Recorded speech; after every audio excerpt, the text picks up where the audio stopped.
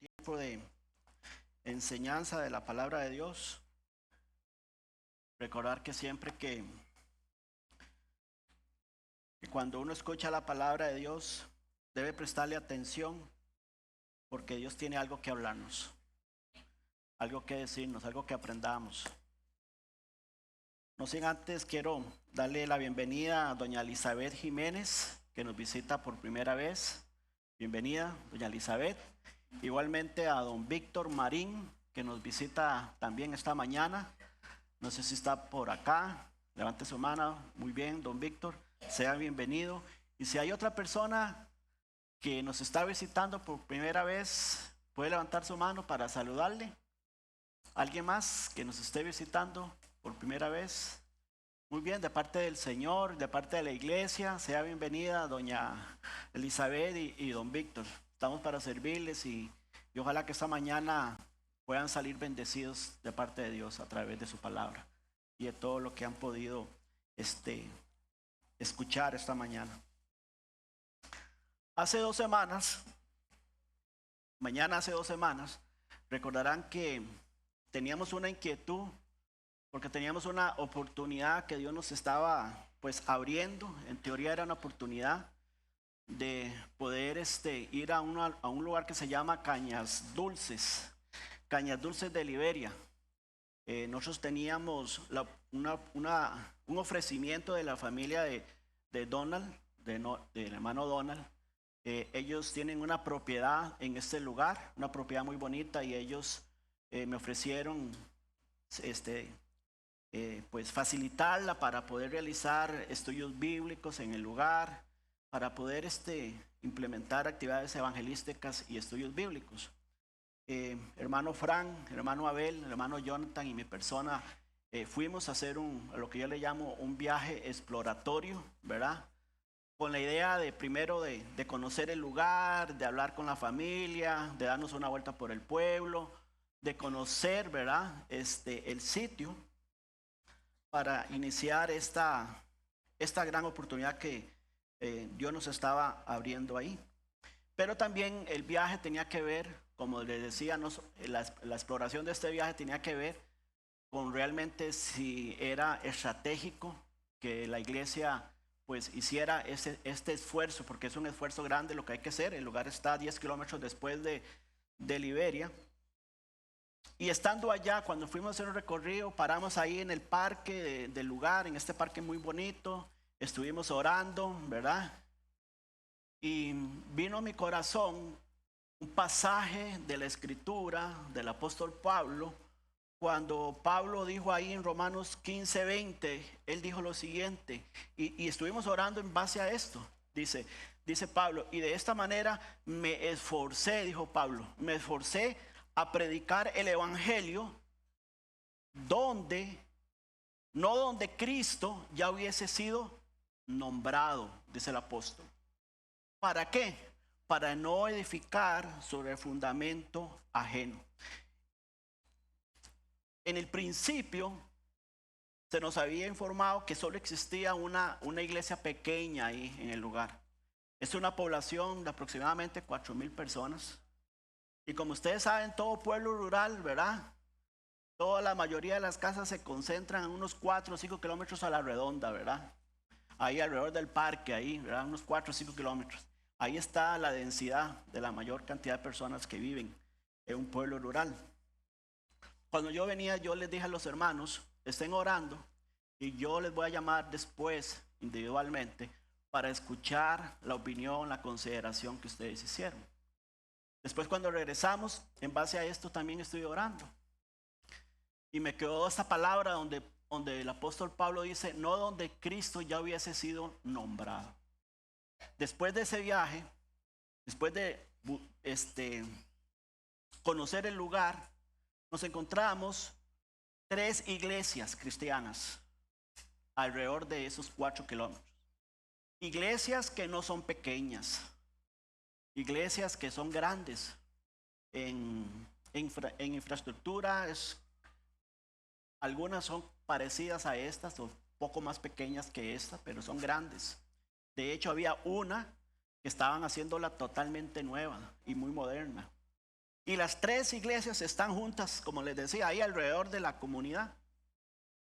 Y entonces, esta palabra de Pablo, dice él, me esforcé. Nos vamos a esforzar, dije yo, a abrir una obra ya, a hacer actividades evangelísticas. Pero Pablo dice, no donde Cristo haya sido nombrado. Y más allá de la denominación de las iglesias que puedan existir ahí, sean pentecostales o no, más allá de la denominación, Pablo hace un énfasis, no donde Cristo ha sido nombrado. No se refiere a doctrina, sino a escuchar el evangelio de Cristo.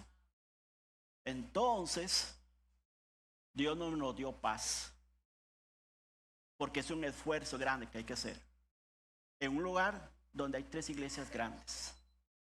Entonces decidimos orar a Dios, seguir orando a Dios, para que sea Dios que nos lleve a un lugar, a un pueblo donde Él desea, donde quizás el nombre de Cristo no está siendo anunciado.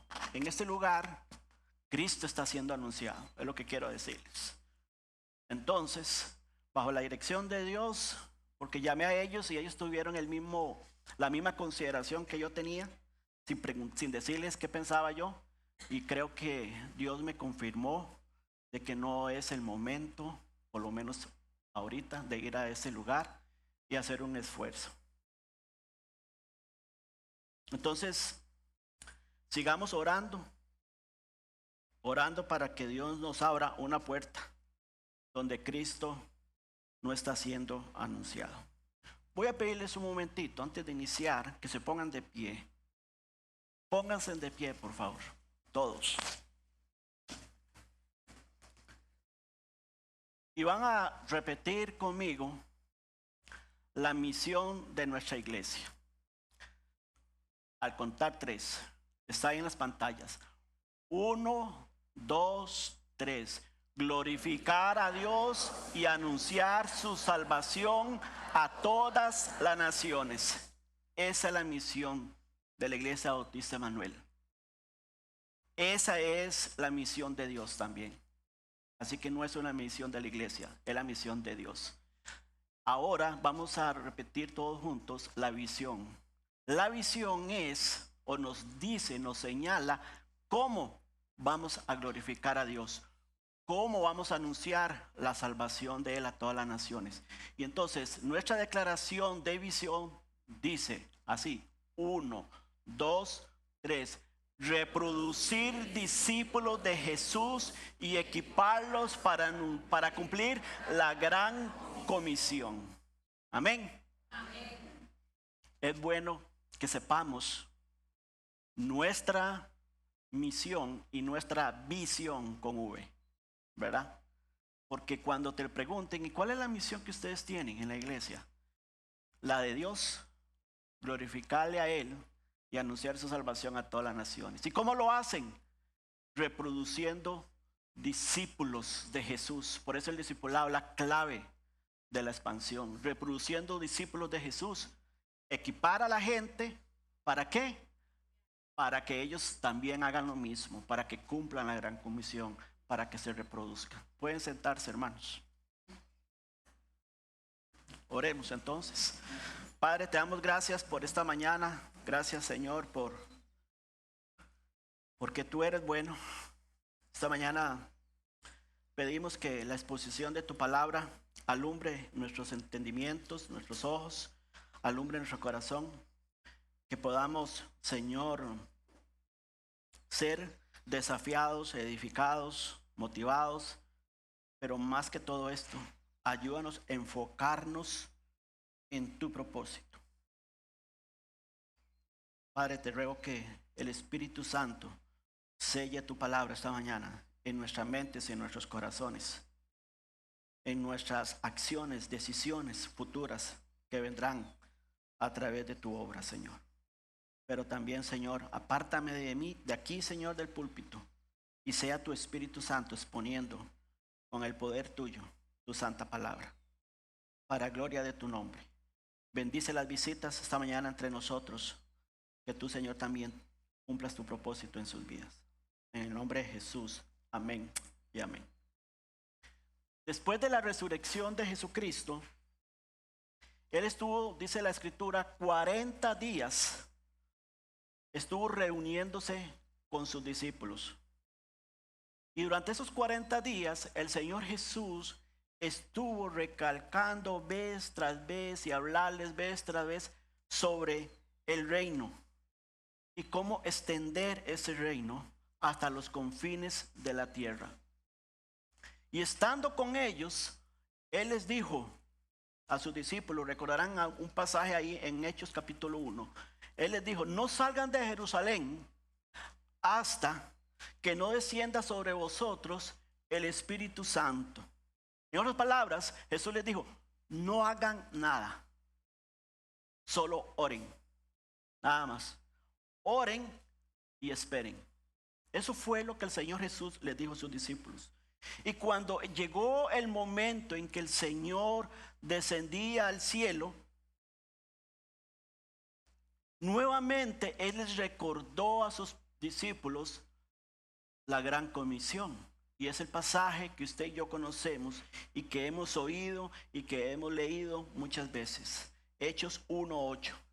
Jesús les dice, cuando ya está pronto para ascender al cielo, les dijo: pero recibiréis poder cuando haya venido sobre vosotros el Espíritu Santo. Y Jesús les dijo nuevamente: y me seréis testigos en Jerusalén, en toda Judea, en Samaria y hasta lo último de la tierra.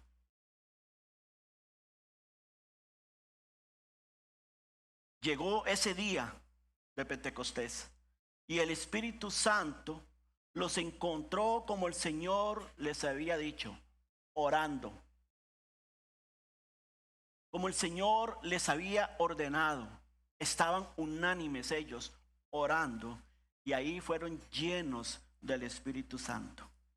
Ahora, después de esa llenura del Espíritu Santo sobre ellos, sobre el poder del Espíritu Santo, ahora ellos tenían que seguir entonces el mandato de Cristo. Debía iniciar, ¿verdad?, la dirección que el Señor les había dado. Debían cumplir esa gran comisión de llevar el mensaje a Jerusalén, a Judea, a Samaria y hasta lo último de la tierra. Capítulo 1 de Hechos.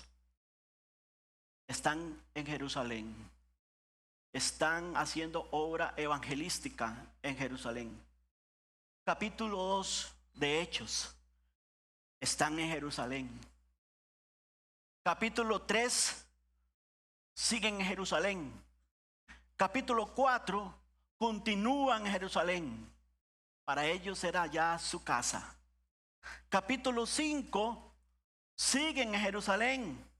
Es decir, ya están cómodos ahí en Jerusalén. Ya han hecho nido en Jerusalén. Capítulo 6, siguen en Jerusalén. Capítulo 7, continúan en Jerusalén. Ya quieren ahora sí quedarse en Jerusalén. Capítulo 8, lea su palabra, abra su palabra, abra la Biblia en Hechos capítulo 8, versículo 1. Antes, para tener un mejor contexto de lo que está pasando ahí en Hechos 1, leamos a partir de Hechos 7:55. 7:55. Hechos 7:55 dice así: pero Esteban, lleno del Espíritu Santo, puesto los ojos en el cielo, vio la gloria de Dios y a Jesús que estaba a la diestra de Dios. Y dijo: he aquí veo los cielos abiertos y al Hijo del Hombre que está a la diestra de Dios. Ahí está Esteban, predicándole al pueblo y a los religiosos del Señor. Y entonces el versículo 56 dice: y dijo: he aquí veo los cielos abiertos y al Hijo del Hombre que está a la diestra de Dios. Entonces ellos, las personas, dando grandes voces, se taparon los oídos, y dice: arremetieron a una contra él, y echándole fuera de la ciudad, le apedrearon. Y los testigos pusieron sus ropas a los pies de un joven llamado Saulo, y apedraban a Josué mientras él invocaba y decía: Señor Jesús, reciba mi espíritu.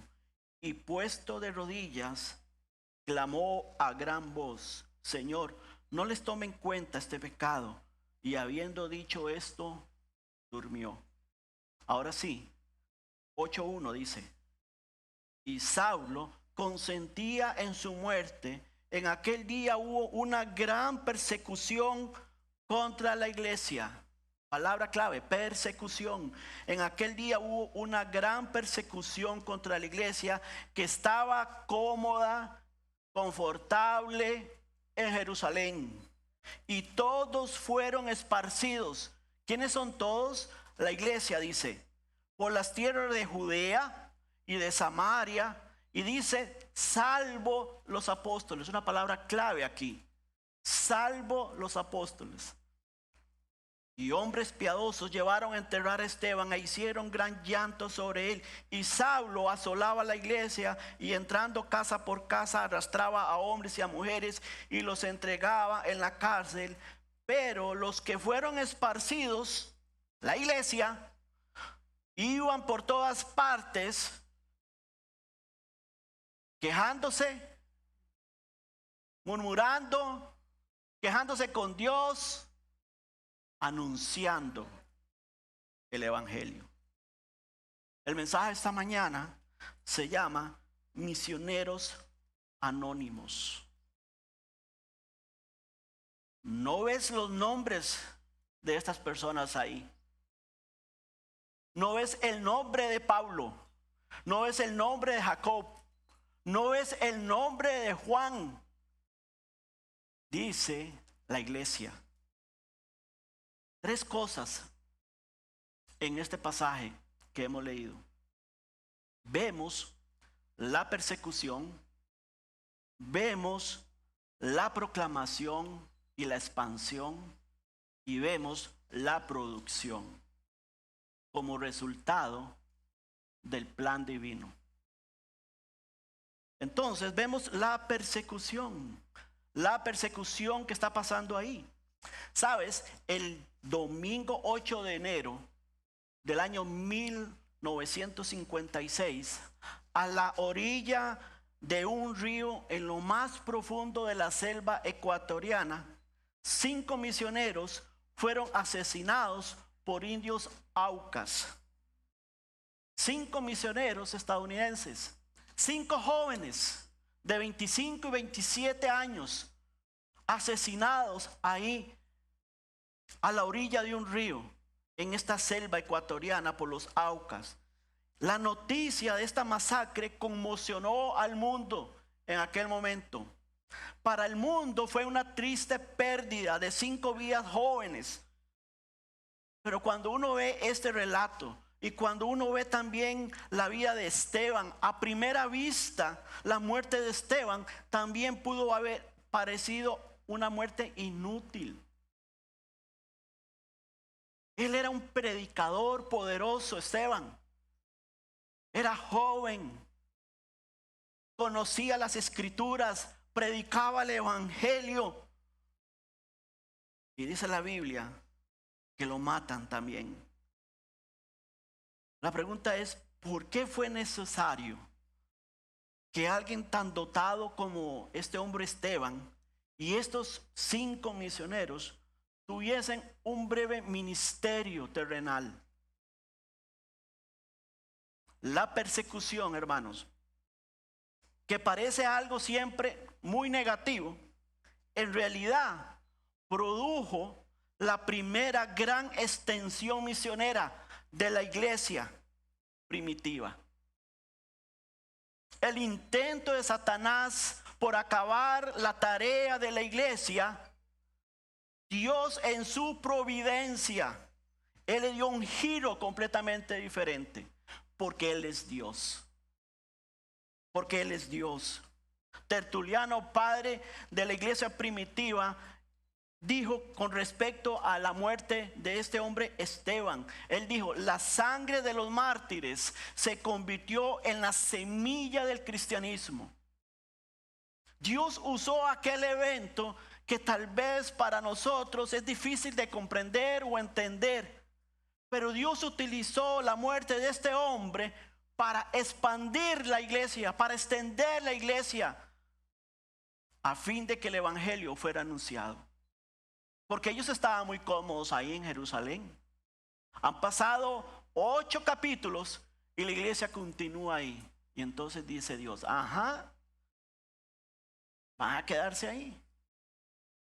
Y Dios permitió eso en su providencia, para extender la semilla del evangelio. Varios años después de la muerte de aquellos 5 misioneros, vemos que la viuda de Jim Elliot, uno de ellos, Elizabeth, ella regresó a Ecuador. Imagínense, esta mujer regresó a Ecuador como misionera junto con otras 2 personas. Y ella llegó ahí nuevamente a vivir con los Aucas. ¿Harías eso? Ella volvió a vivir con los Aucas. Y ellos finalmente terminaron convirtiéndose a Cristo, incluyendo los asesinos de sus seres queridos. Se convirtieron a Cristo. Qué grande es Dios. Dios es soberano. Dios tiene un gran propósito. Hermanos, la soberanía de Dios y su providencia, Él siempre la ha usado el sufrimiento, la persecución, para demostrar, ¿sabes qué? Para demostrar que las fuerzas de las tinieblas nunca van a poder detener el avance del movimiento cristiano en la misión de Dios. Es a través de estos hombres y mujeres mártires cuando el evangelio se extiende aún más a muchas personas y hacen milagros como los que hizo con los Aucas años después. Y tú vas a ver que suena paradójico que Dios también usó la muerte de Esteban para que el evangelio se extendiera, como dice ahí, a Judea y Samaria. Y siempre me llama la atención Samaria. Samaria, los enemigos acérrimos de los judíos. Y ahí llega, como vamos a ver más adelante, y hay un avivamiento tremendo en los enemigos de los judíos. Elizabeth Elliot llega a los Aucas, enemigos de ellos, y ellos se convierten a Cristo. ¿Leíste lo que pasó acá con Esteban? ¿Cómo lo apedrearon?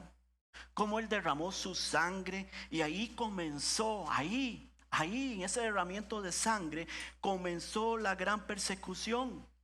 Pero así como comenzó la gran persecución, también comenzó la gran expansión de la iglesia, que no ha parado hasta el día de hoy. Estaba leyendo un informe reciente de la organización misionera Puertas Abiertas.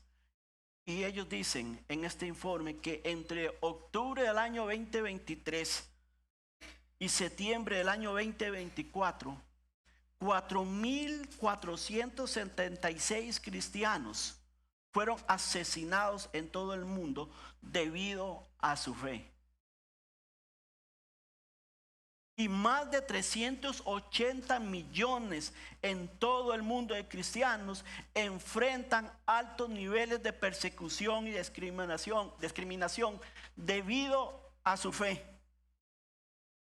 Sabes, hermanos, la persecución iniciada ahí en Hechos 7 o Hechos 8 más bien, continúa hoy. Y de este lado del mundo, en que no vemos mártires, no vemos ese tipo de persecución, enfrentamos persecución también, solamente que es una persecución muy sutil. Tu fe y principios suelen ser hoy ridiculizados o vistos como retrógrados en ambientes laborales, educativos y sociales. ¿No es cierto? La moralidad cristiana es atacada en medios de comunicación y el ámbito académico. Enfrentamos represalias por expresar públicamente nuestras convicciones sobre temas de la sexualidad, del aborto o de la identidad de género. No podemos opinar acerca de eso, porque nos acusan. En Hechos 7, 56 dice la escritura: pero Esteban, lleno del Espíritu Santo, puesto los ojos en el cielo, dice que vio la gloria de Dios y a Jesús que estaba a la diestra de Dios, y dijo: he aquí veo los cielos abiertos y al Hijo del Hombre que está a la diestra. Este hombre nos está desafiando esta mañana a vivir una vida llena primero del Espíritu de Dios, a vivir una vida con la mirada puesta en Jesús como Él está haciendo ahí, a vivir una vida perseverante, perseverando en la fe, no claudicando con las amenazas, perdonando a nuestros enemigos como lo está haciendo aquí Esteban, y recordando también que nuestra esperanza es una esperanza eterna que no la tienen los demás. Eso nos desafía. Esteban nos desafía a ser persistentes, a tener convicciones reales de nuestra fe en Cristo Jesús. Entonces vemos la persecución. Y como decía, también vemos la proclamación o la expansión también. Dice el pasaje: y todos fueron esparcidos por las tierras de Judea y de Samaria, salvo los apóstoles. El versículo 4 dice: pero los que fueron esparcidos iban por todas partes anunciando el evangelio. Como decía esa frase, salvo los apóstoles, es muy importante para nosotros. Aquellos que eran los líderes de la iglesia se quedaron en Jerusalén, enfrentando por supuesto la persecución. Y cualquiera pensaría: ¿por qué ellos no acompañaron a este pueblo que estaba siendo perseguido y que estaba huyendo de sus tierras? Hermanos, Dios es el Dios que hace las cosas que nadie más puede hacer, y todas las cosas que Él hace son perfectas y son maravillosos.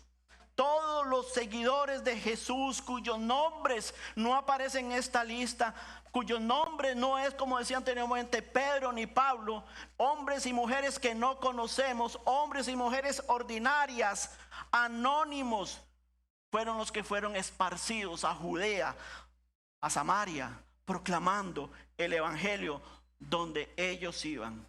Qué imagen más preciosa vemos aquí de la iglesia del Señor. Hombres y mujeres creyentes comunes y corrientes evangelizando los territorios de Judea y Samaria, y no los apóstoles, no los líderes, diríamos hoy. Esta es la belleza, hermanos, de la proclamación. Esta es la belleza de la expansión del reino de Dios, que no es un don especial de unos cuantos. El Espíritu Santo no está en unas cuantas personas de esta iglesia. El Espíritu Santo está en cada persona que ha puesto su fe en Jesús y ahora tiene el poder del Espíritu Santo para ir y compartir las buenas nuevas de salvación. Aquí estoy viendo esta mañana más de quizás de 300 misioneros anónimos. Usted es un misionero. Todos somos misioneros. ¿Te das cuenta? Que no es obra de los pastores, es obra de la iglesia. La iglesia, ¿quiénes somos? Usted y yo. Que mañana es dispersa. Hoy venimos, nos reunimos, nos congregamos, adoramos y mañana somos dispersos. Pero somos dispersos para ir a proclamar, no lo olvide, el evangelio. A principios de año, la iglesia compartió 5 propósitos para este año 2025 ahí en las redes. No sé si lo vieron. Uno de ellos es compartir el evangelio a una persona por semana. Imagínense, una persona por semana. Que todos los que conformamos esta iglesia, que son 500 en general, imagínense compartiendo el evangelio a una persona, algo bien conservador, lo más mínimo, a una persona por semana. Si las 500 personas de la IBE tendrían esto como un propósito, al final del año 26,000 personas se les habría predicado el evangelio. Solamente una persona. Ahora de estas 26,000 personas, siendo bien conservadores, póngale que es solamente el 1% de esas 26,000, es decir, 250 personas, el 1% se convirtieran al Señor y asistirían a nuestra iglesia. Esta mañana estaríamos haciendo 2 cultos. 250 en un año, usando números más bajos posibles. 250. Y esas 250 las discipulamos. Y esas 250 se reproducen en otras. En 5 años sería imposible. Tendríamos que hacer, 4 años, un edificio nuevo. Llegamos cada domingo a nuestra reunión de adoración. Alabamos al Señor. Escuchamos su palabra.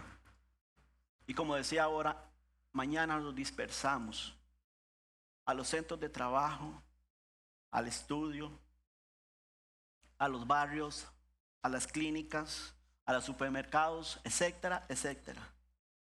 Es ahí, hermanos, es ahí donde el evangelio debe proclamarse. Así es como el evangelio se va a extender.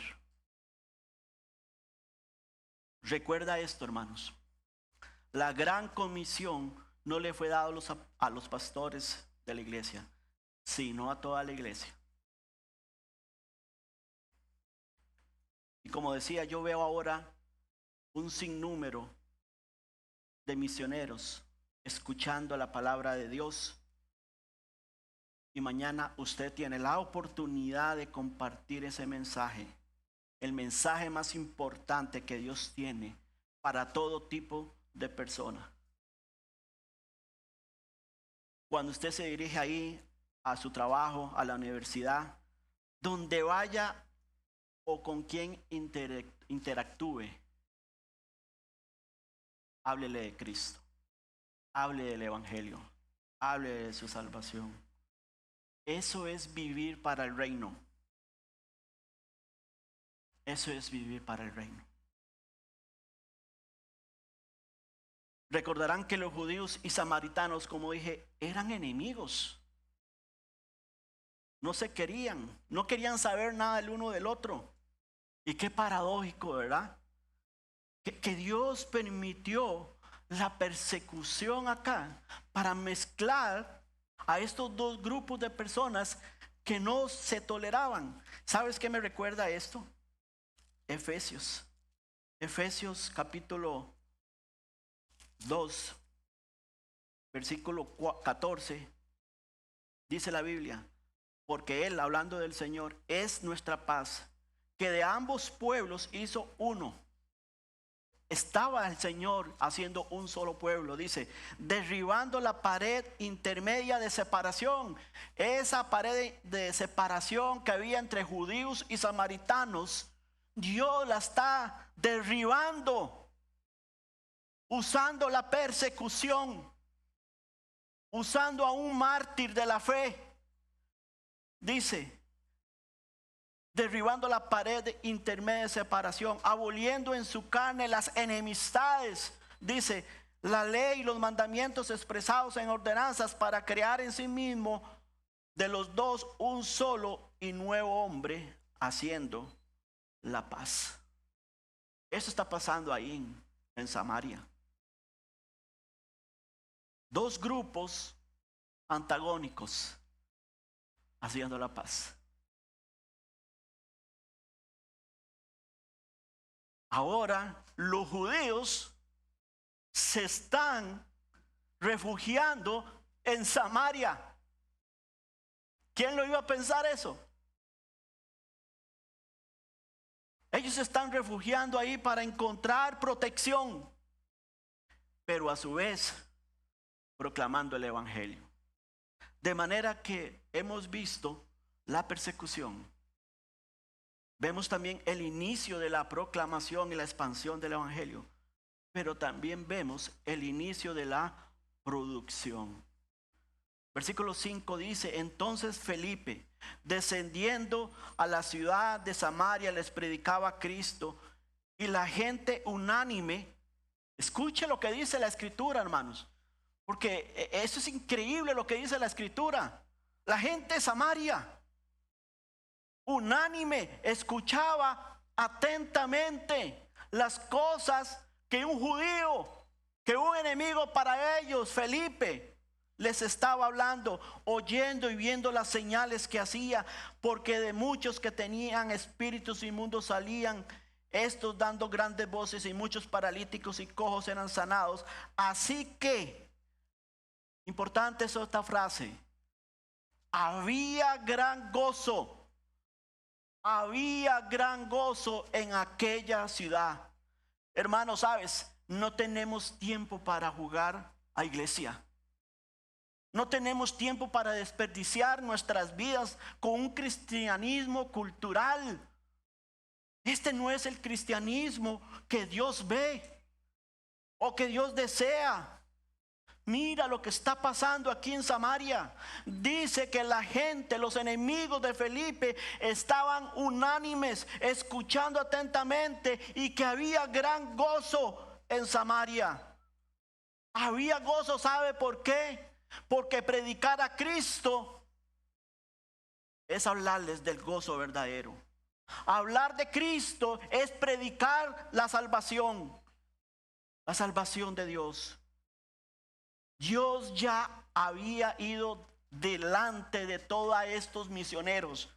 Ya Dios había ido adelante a preparar a la gente para recibir el mensaje. Y eso es lo que hacemos aquí en la iglesia.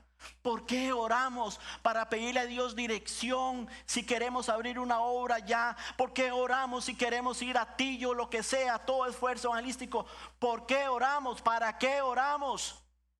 Para que Dios prepare los corazones de aquellas personas que van a escuchar el mensaje. Cuando Dios le inquieta el corazón, escuche, cuando Dios te inquieta el corazón para hablarle a una persona, hágalo. ¿Sabe por qué? Porque ya Dios ha ido preparándole el terreno para que esa persona escuche el evangelio. Dios siempre va delante de nosotros. Y si tú ves en toda esta historia, hay un contraste tremendo acá. La iglesia en Jerusalén está siendo perseguida. La gente en Samaria está teniendo gran gozo. Por un lado, sufrimiento. Por otro lado, gozo. llanto en Jerusalén, producción de almas para Cristo en Samaria. Hermanos, la persecución en Jerusalén fue la causa del gozo en Samaria. ¿No es cierto que la mayor riqueza que usted y yo tenemos es Cristo mismo? Es nuestra mayor riqueza. Cristo mismo en nosotros, viviendo en nosotros a través del Espíritu Santo. Y sabe, esa riqueza que usted y yo tenemos es para compartirla con o sin persecución, con ánimo o sin motivación. Es necesario, hermanos, es necesario sacrificar los placeres para dar a conocer la gloria del Señor al mundo. No vivamos como si este mundo fuera nuestro hogar. ¿Cuál es tu hogar? ¿Cuál es mi hogar si no es el cielo? La Biblia dice que somos peregrinos en esta tierra, dispersos en esta tierra. La Iglesia General de Cristo está dispersa en esta tierra para anunciar el Evangelio. Quiero que Dios use esta iglesia para extender su mensaje de salvación hasta lo último de la tierra.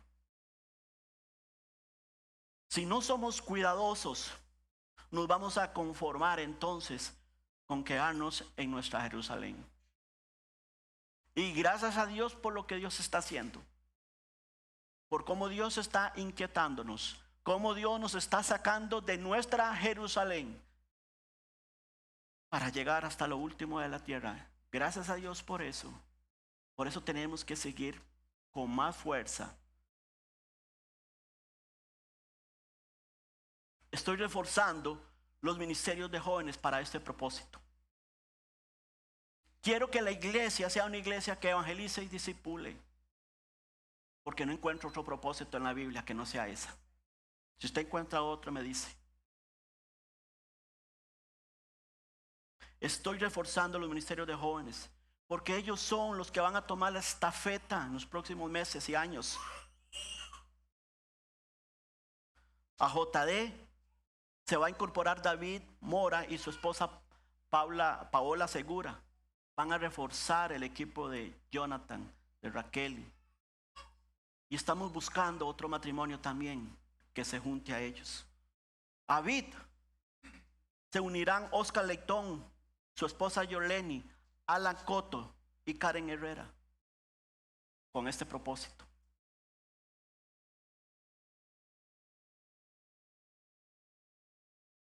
Hasta aquí vemos la producción en Jerusalén, en Judea, en Samaria. Pero falta algo, ¿verdad? Hasta lo último de la tierra, en la historia, falta algo. ¿Sabes? Escuchen, aprendí eso unos años atrás. La gran comisión no son etapas. No es que primero nos concentramos en Judea y después vamos a Judea, nos concentramos, en Jerusalén, solo en nuestra comunidad, y después de 7 capítulos de Hechos, tal vez vamos ahí otra vez, vamos a Judea y después a Samaria, y después de 8 años y después de otros años, vamos allá hasta la última de la tierra. Y ya tenemos 52 años, 53 años la iglesia. Jeff decía, la gran comisión se hace paralela. La iglesia tiene que estar en los 4 lugares simultáneamente. No son etapas. Estamos en Jerusalén, estamos en Judea, estamos en Samaria y debemos estar hasta la última de la tierra, paralelamente. Así es la gran comisión. Y usted dice, pero Juan, yo no veo ahí hasta la última de la tierra.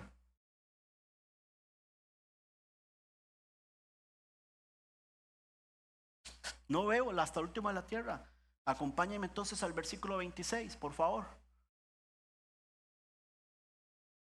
Felipe está en Samaria. Esto solo Dios lo hace, hermanos. Dice la escritura, un ángel del Señor habló a Felipe diciendo, está en Samaria, repito, levántate y ve hacia el sur, por el camino que desciende de Jerusalén a Gaza, el cual es desierto.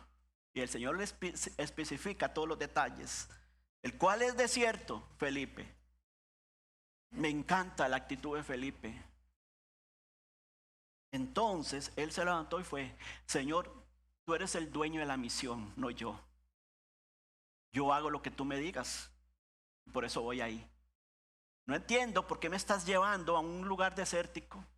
¿A qué? Al lugar desierto.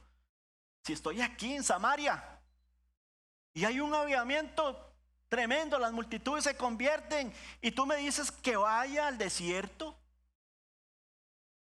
La misión es de Dios, no es nuestra. Y dice: y sucedió que un etíope, eunuco, funcionario de Candace, reina de los etíopes, el cual estaba sobre todos sus tesoros y había venido a Jerusalén para adorar, volvía sentado en su carro y leyendo al profeta Isaías. Y el Espíritu dijo a Felipe: acércate y júntate a este carro. Acudiendo Felipe, le oyó que leía al profeta Isaías y dijo: ¿pero entiende lo que lees? Él dijo: ¿y cómo podré si alguno no me enseñare? Y rogó a Felipe que subiese y se sentara con él. El pasaje de la escritura que leía era este: como oveja a la muerte fue llevado, y como cordero mudo delante del que lo trasquila, así no abrió su boca. En su humillación no se le hizo justicia. Mas su generación, ¿quién la contará?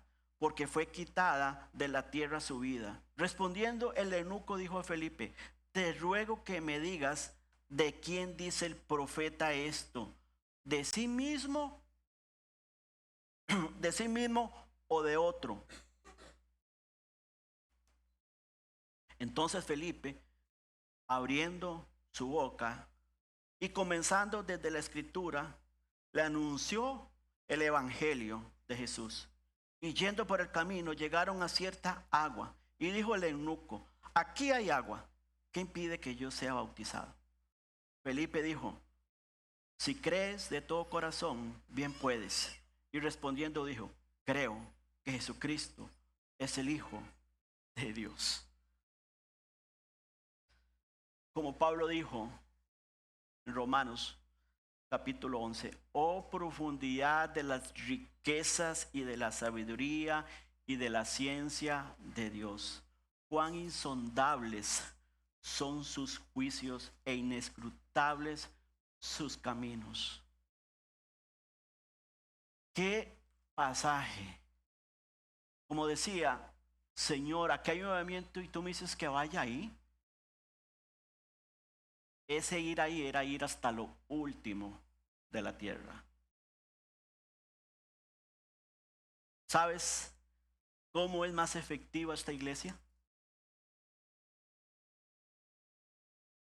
Dispersa y predicando el evangelio.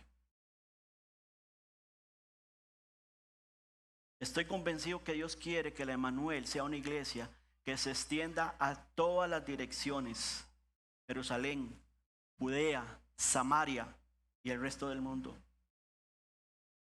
¿Sabes una cosa? Este hombre etíope recibió a Cristo. ¿Y sabe qué pasó? Llevó el mensaje a Etiopía, a África, hasta lo último de la tierra en su momento. Oiga, más de 2000 años sucedió esto. Hoy en el año 2025, el 60% de la población de Etiopía es creyente. Hoy. 77 millones de personas son cristianas. ¿Se da cuenta? Dios sacó a Felipe de un avivamiento para hablarle a una persona, pero una persona de los no alcanzados. Y Dios usó a este etíope para dar el evangelio a toda África y Etiopía. La muerte de un hombre, la persecución de la iglesia, y hombres y mujeres comunes y corrientes, ordinarios, predicando el evangelio hasta lo último de la tierra.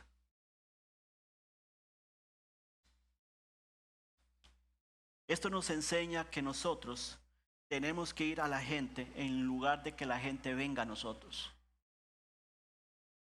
Pablo dijo en 1 Timoteo 4:10, ¿vi este pasaje?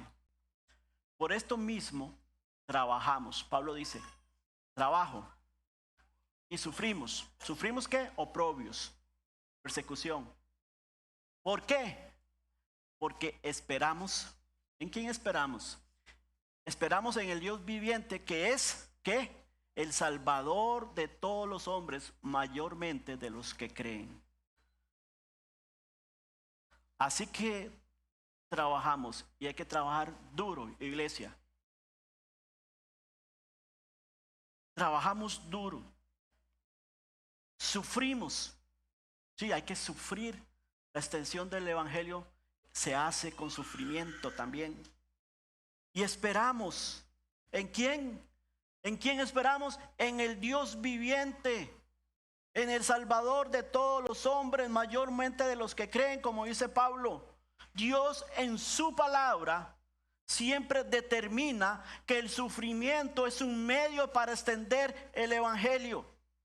Dios determinó que apedraran a Esteban para que la iglesia y el evangelio se esparciera. Dios determinó que aquellos misioneros fueran asesinados para que el evangelio llegara después a ellos. Dios ha determinado a través de muchos mártires de la fe que mueran para que el evangelio se extienda. Dios determinó eso.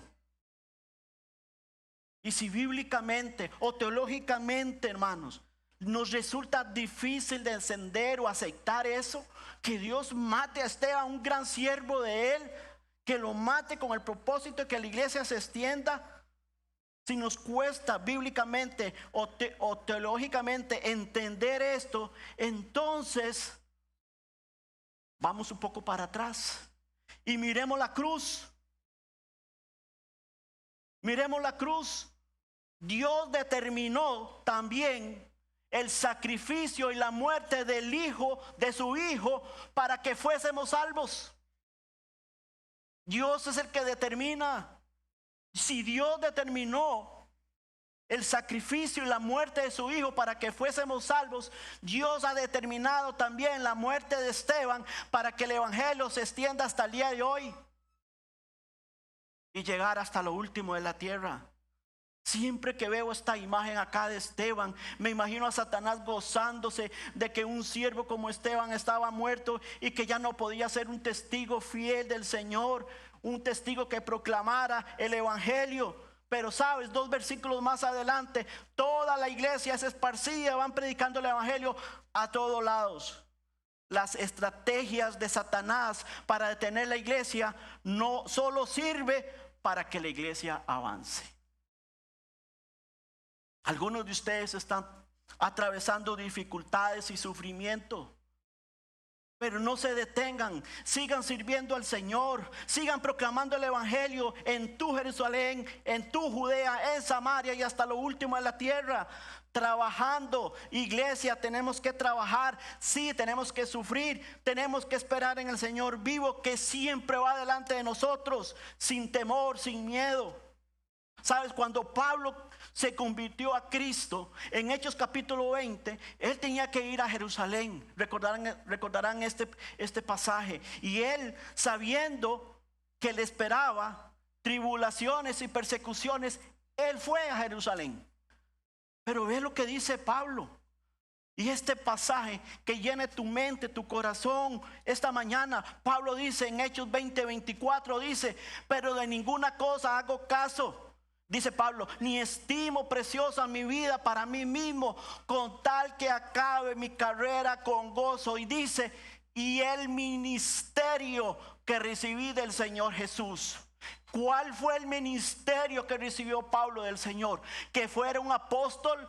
No. Para dar testimonio del evangelio de la gracia de Dios. Ese es el ministerio tuyo y mío. no es que yo sea un pastor o que usted sea un líder de un grupo, tu ministerio. No, no.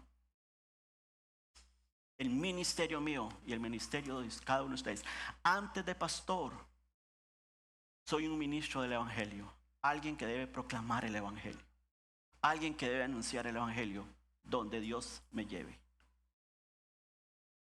No nos distraigamos entonces del objetivo de Dios para nuestra vida y para esta iglesia.